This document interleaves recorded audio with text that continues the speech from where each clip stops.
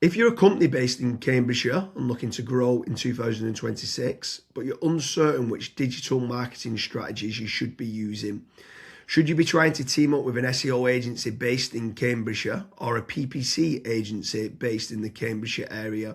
Today, I'm going to go through all the different types of digital marketing strategies for you to help you grow in 2026.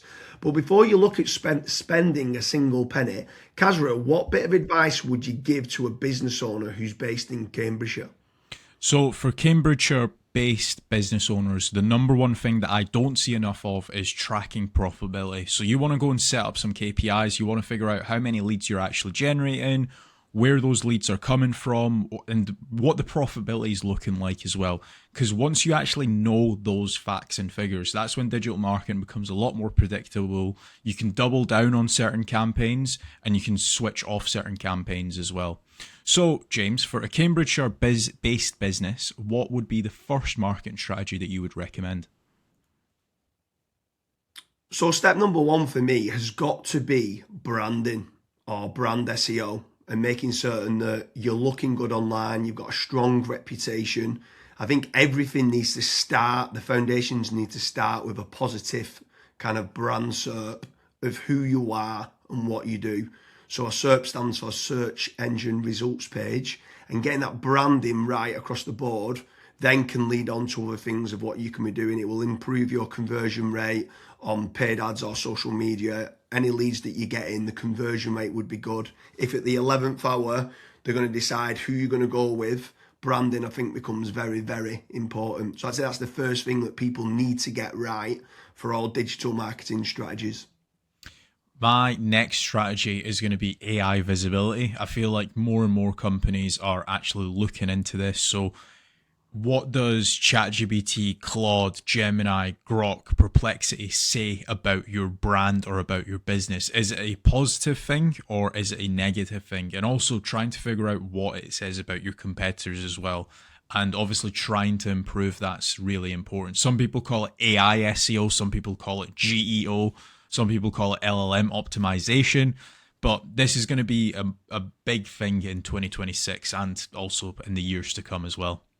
Yeah, I think that's a huge strategy that people need to be looking at with regards to artificial intelligence. More and more people are obviously using AI. The next one for me is filling in the form at FatRank or Promo SEO, which do a commission-based lead generation service for UK companies looking to grow. I think it's important to be looking at your own digital marketing efforts to generate your own leads, but also if you can use some freelancers and outsource some as well, you've got that diversification of leads. So head on over to fatrank.com, fill in the form and see whether they can help you with a no-risk supply of inquiries.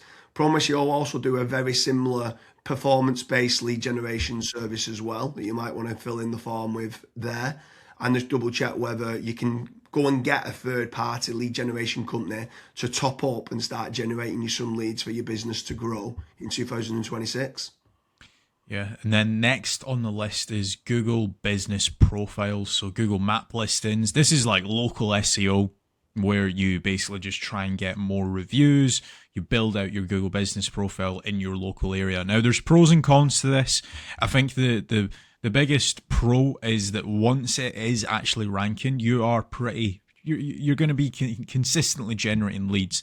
However, to get from nowhere, like let's say you do not have a Google Maps listing at all, to get it ranking to position number one, the issue you've got with that is there might be, let's say, a 60 or 100 review deficit. And to obviously get those reviews, you need leads. So it's one of those things. It's like the chicken and the egg. I for one just think it's good for personal branding or for branding of your company. So always try and get the Google Maps listing, but you should always know the pros and cons to it as well. Yeah, for certain. If you're in a local area, you want to try and get those local maps listing. For me, you need to be omni-channel and omnipresent. Yeah. I think the next part is SEO in general, so organic SEO. Can you be building up your website to try and get your website ranking better? If you are in local area, you might want to do your service with the area of where you cover. So like plumbing in Manchester, create a page for that. Hopefully then share that on the Google business profile of what you mentioned. but trying to get organic rankings, the amount of search volume that people are out there searching for different services of what you do, or it could be some blog posts that you could be doing as well. There's different strategies on there that you can be doing, but ideally you want good quality content, build up topical authority, and try and get some third-party backlinks to power up the site to get those organic SEO rankings. I think that's another big part that you need to be doing as part of your digital marketing strategies in 2026. Yeah, and then the next one, which kind of ties back to what you were saying before, James, is obviously organic social media. Now, organic social media, I think it's more of a numbers game. So try to create good content that your audience would actually view. Like I see this time and time again where I look at brands and they've just published maybe 4 or 5 posts on their Instagram profile and they've not been active for 3 years, right? That's not going to drive you sales. But if you can do how-tos, if you can do guides, maybe you can do before and afters, right?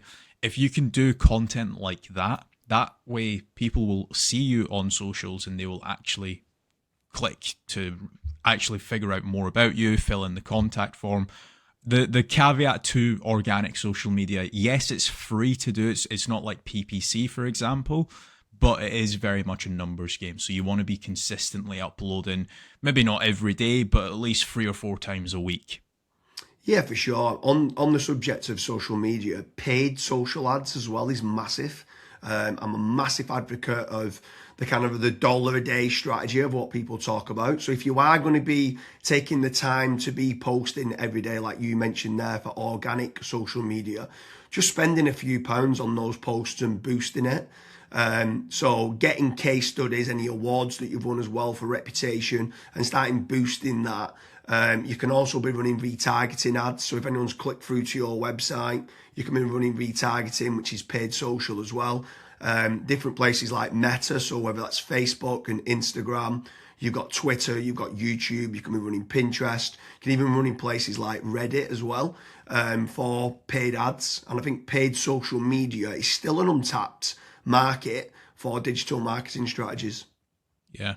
The next one is it's probably a love-hate relationship. It's PPC, right? Google AdWords or doing it on Bing, wherever. That's basically the sponsored results. So if you search for a service, it's above local SEO.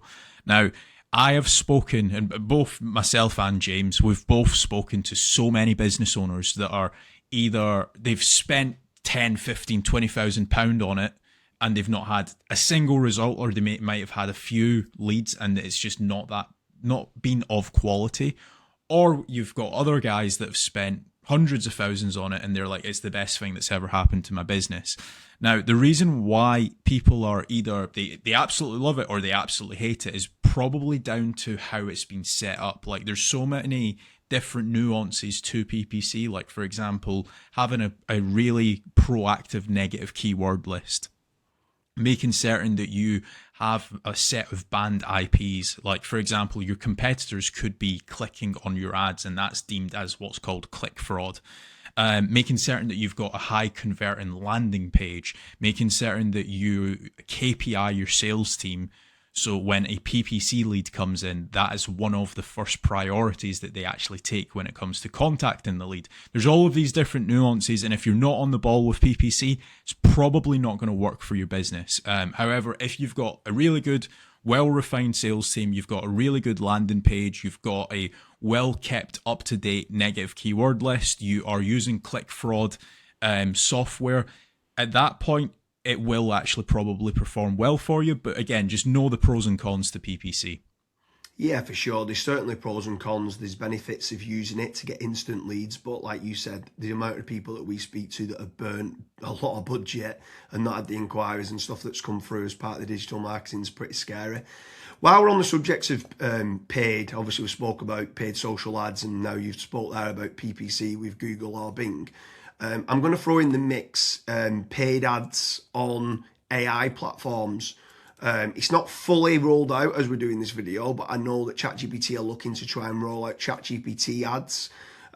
Claude, Perplexity, other kind of LLMs might start rolling it out in 2026. I think if you're one of the early adopters and innovators to get on there, I think you could be getting cheap leads or cheap contact form submissions. So it's something to look out for of doing paid AI listings and ads. I think that could be something to look out for in 2026. Next on the list, and this is a little bit out of control. You do obviously have like forums that you can get your brand mentioned in, like for example, Reddit and Quora. That very much comes down to the after fact. Like, where are your customers that you've been dealing with previously? Are they actually raving and shouting about you?